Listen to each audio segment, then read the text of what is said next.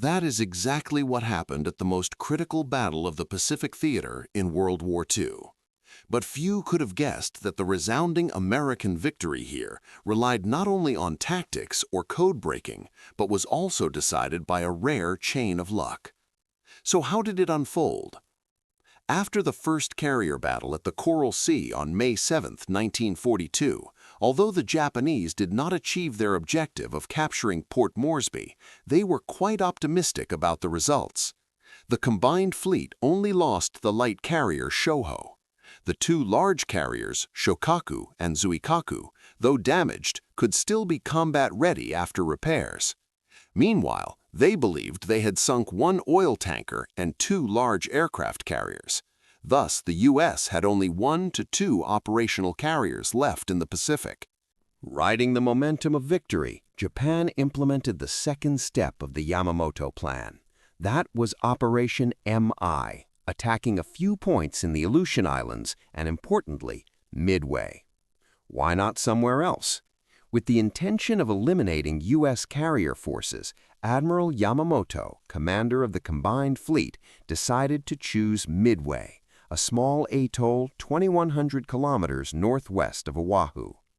This geographical position meant it lay outside the effective operational range of most U.S. aircraft based in Hawaii.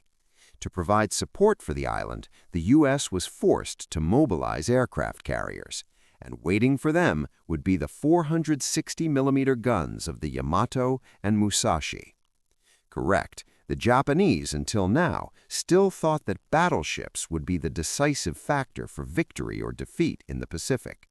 They assumed Midway would be a new Trafalgar or Tsushima, defining an entire era. Therefore, all their main battleships, along with support ships and landing forces, were dispersed, following behind the carrier fleet of Vice Admiral Chuichi Nagumo by several hundred kilometers to conceal their presence. The carrier fleet would crush the island and any enemy vessels coming to reinforce it. Then, large warships like the Yamato could advance to finish everything off in a daylight gun battle. However, just like Operation MO, Operation MI had been read by the Americans thanks to cracking a part of the naval code JN-25. By May 1942, they had not read the entire message content, but had enough information to determine Japan was about to open a major campaign targeting a location with the code name AF. So where was AF? Many U.S. officers suspected it implied Midway, but there was no absolute proof. So they decided to try a bold ruse. They used an undersea cable to request Midway to send an unencrypted radio message reporting that the water distillation machine was broken. The next day, Station Hypo, the U.S. intelligence unit monitoring signals in Hawaii, intercepted an encrypted message using JN-25 in which it casually announced AF is having issues with fresh water. Thus, they were not mistaken. AF was indeed Midway. Furthermore, Station Hypo also revealed more. The attack could take place on June 4th or 5th. This valuable information helped the U.S. Navy plan an ambush. To prepare for this critical battle, Admiral Chester Nimitz mobilized every available aircraft carrier. He already had Task Force 16, consisting of 2 aircraft carriers, USS Enterprise and Hornet. And lying outside the Japanese prediction, Task Force 17, with the core being the aircraft carrier USS Yorktown, had not been written off. Though temporarily able to move, the USS Yorktown was heavily damaged. According to initial assessments, the ship needed at least 3 months of repairs at Pearl Harbor before it could return to combat.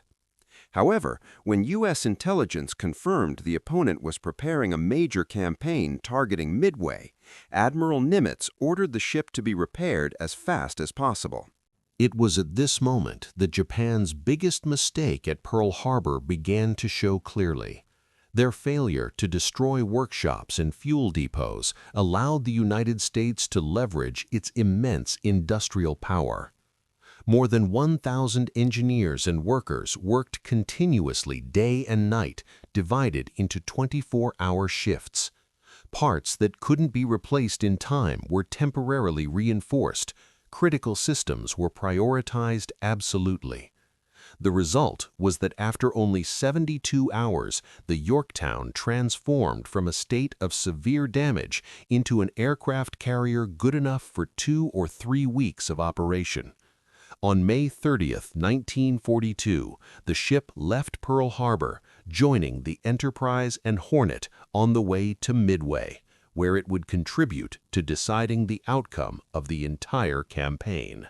At 4:30 on June 4th, Vice Admiral Nagumo launched the first attack wave against Midway. The force consisted of 108 aircraft. At the same time, the Japanese also launched 7 reconnaissance seaplanes to patrol the area, ensuring no U.S. ships were nearby. However, luck began to turn against the Japanese.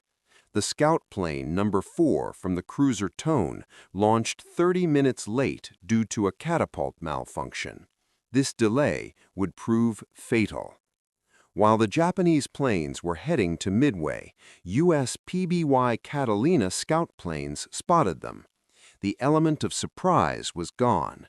Midway's radar picked up the incoming attack, and all U.S. land-based aircraft were scrambled to avoid being destroyed on the ground.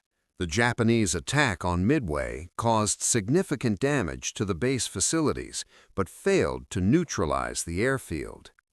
The strike leader, Lieutenant Joichi Tomonaga, radioed back to the fleet, "A second attack is necessary." At this moment, Admiral Nagumo faced a critical dilemma. His reserve aircraft were armed with torpedoes, ready to strike enemy ships if discovered.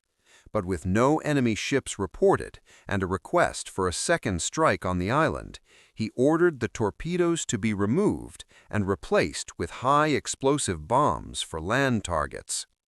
While the rearming was underway, the delayed scout plane number 4 from the Tone finally sent a message: 10 enemy surface ships sighted. Nagumo was shocked. He immediately halted the rearming. He needed to know if there were any aircraft carriers. It took vital minutes for the scout to confirm. It looks like there is one carrier. Now Nagumo had to make a choice: launch an immediate attack with aircraft not fully ready and without fighter escort, or recover his first wave, which was returning low on fuel, then launch a massive coordinated strike later. He decided to play it safe, recover the planes first. During this time, U.S. carrier-based aircraft began to arrive. However, the U.S. squadrons were uncoordinated. The torpedo bombers from the Hornet and Enterprise arrived first, low and slow, without fighter protection. The Japanese Zero fighters, flying combat air patrol, swarmed down from high altitude. They slaughtered the American torpedo bombers. Out of 41 torpedo planes, only 6 survived, and they scored no hits. The Japanese fleet seemed invincible. But the sacrifice of the torpedo bombers was not in vain. They had drawn the entire Japanese fighter defense down to sea level, leaving the sky above completely undefended. At 10:20 a.m., purely by chance and instinct, Lieutenant Commander Wade McCluskey of the USS Enterprise spotted the wake of a Japanese destroyer rushing to rejoin the fleet. He decided to follow it. That decision led him straight to the Japanese carriers. At the same time, the dive bombers from the USS Yorktown also arrived from a different direction. The sky above the Japanese fleet was empty. The Zeros were all at sea level chasing torpedo planes. The decks of the Japanese carriers were full of fueled and armed aircraft preparing for the next strike. It was the perfect storm. The U.S. dive bombers tipped over and began their dives. In just 5 fateful minutes, the Akagi, the Kaga, and the Soryu were struck by bombs. The fuel and munitions on their decks triggered massive chain explosions. The pride of the Imperial Japanese Navy was reduced to burning wrecks in the blink of an eye. The tide of the Pacific War had turned. Only the Hiryu, the fourth and final Japanese aircraft carrier, remained operational. It had been separated from the main group and escaped the initial devastation. Rear Admiral Tamon Yamaguchi immediately launched a counterattack. The first wave of Japanese dive bombers located the USS Yorktown. Despite heavy anti-aircraft fire and fighter defense, 3 bombs struck the American carrier. The ship was severely damaged and stopped dead in the water. However, the damage control teams on the Yorktown performed another miracle. Within an hour, they patched the flight deck and got the boilers running again. The ship was moving. However, the battle had one final tragic chapter. The drifting hulk of the USS Yorktown was still afloat. The U.S. Navy decided to try and salvage her, but a Japanese submarine, the I-168, had slipped through the defensive screen. On June 6th, the submarine fired a spread of torpedoes. One broke the back of the destroyer USS Hammond, which was tied alongside, providing power and pumps. The Hammond sank in minutes. 2 other torpedoes struck the Yorktown. The mighty carrier, which had fought so valiantly, finally succumbed to her wounds and sank the following morning. The Battle of Midway ended with a decisive American victory. Japan lost 4 fleet carriers, a heavy cruiser, and over 3,000 men, including their best pilots and aircraft technicians. The U.S. lost 1 carrier, 1 destroyer, and 307 men. It was a stunning reversal of fortune. The expansion of the Japanese Empire was halted. From this moment on, the United States seized the strategic initiative in the Pacific. The victory at Midway was indeed a mix of intelligence, courage, and a series of miraculous events that changed the course of history forever. To summarize, the miracle at Midway was built on 4 critical strokes of luck that no strategy could have predicted. First was the intelligence coup. The simple ruse about a broken water distillation machine allowed the U.S. to confirm the target was Midway and set the perfect ambush. Second was the resurrection of the USS Yorktown. Fixing a 3-month repair job in just 72 hours allowed the U.S. to bring a 3rd carrier to the fight, balancing the odds. Third was the delay of the Japanese scout plane No. 4. A mechanical failure held it back for 30 minutes.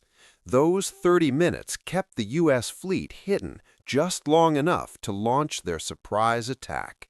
And finally, the decision of Lieutenant Commander Wade McCluskey. Spotting the wake of a lone Japanese destroyer and deciding to follow it led the American bombers straight to the enemy carriers at the exact moment their skies were undefended. Without any single one of these events, the history of the Pacific, and perhaps the world, would have been written very differently. Thank you for watching.